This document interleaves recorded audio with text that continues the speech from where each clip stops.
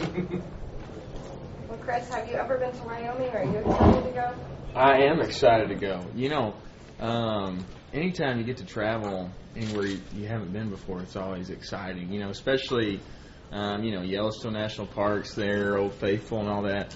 Beautiful country from what I hear. But, you know, we're going there to win a football game. That's our objective. And so it would be really nice to be there in a great state that I've never been to, but we're looking forward to the game. That's why we're going. It's going to be about 70 degrees at kickoff, something like that. That's got to be happy about that. That sounds nice. Yeah, especially for us guys who carry a little more insulation, you know, like offensive linemen. We'll enjoy the cooler temperatures for sure. Which of you guys sweats the most? You know, I'd have to either say myself or Trey Allen. But, you know, the good thing is that it makes you look like you're working really hard. So that's great.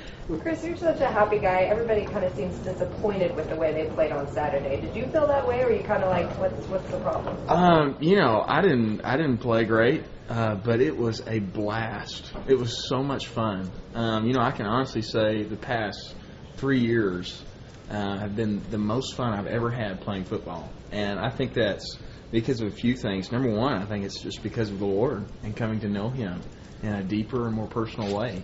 And number two, I think it's because of our coaching staff and the great atmosphere they provide here.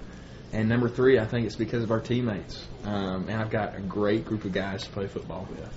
And so, you know, none of us, you know, we can always improve, and I'm sure we all would have liked to have played better, especially me. But it was so much fun being out there with the guys again. Chris, you're obviously a very happy person. Sam Macho seems like he's a really happy person too. Which one of you is happier?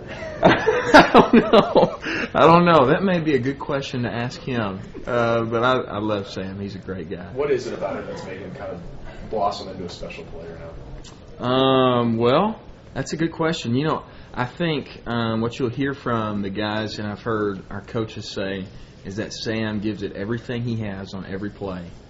He plays really smart. He plays with good technique and great effort. And so when you have that combination at any position, really with any talent set, you're going to succeed. And that's just because of his work ethic and what the Lord's given him. Is he a guy that you noticed during fall camp, like, you know, playing offense on defense? Definitely, yeah. You know, they would bring him down at free technique, and he would work some defensive tackle. Of course, he plays end as well. He did a great job adjusting there, and he produced everywhere they put him. So, yeah. With Michael Huey being out, does that make that more challenging for you guys? You know, of course, we hate for any of our guys to be down. You know, Michael's done such a great job for us, even since he was a true freshman. You know, he played in the OU game as a true freshman. He did a wonderful job for us ever since he's been here.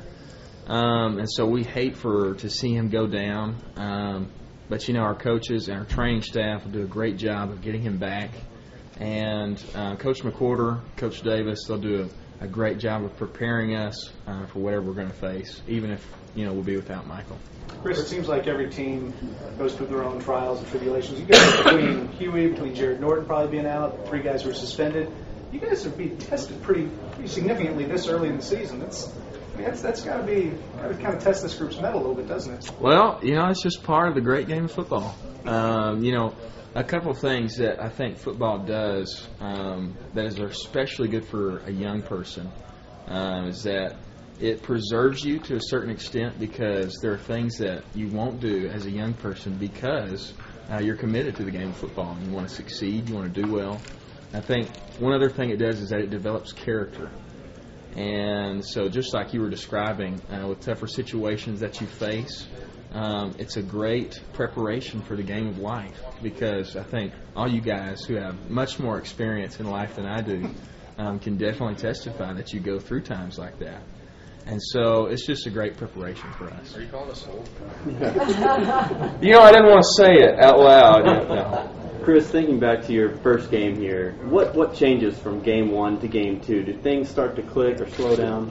You know, one of the things that you get from game 1 to game 2 is that after you play game 1 and you look at the film, you see mistakes that you make full speed, you know, which you can only do to a certain extent in camp. Even though we're definitely getting after each other, when you get out game time, sometimes it looks a little different.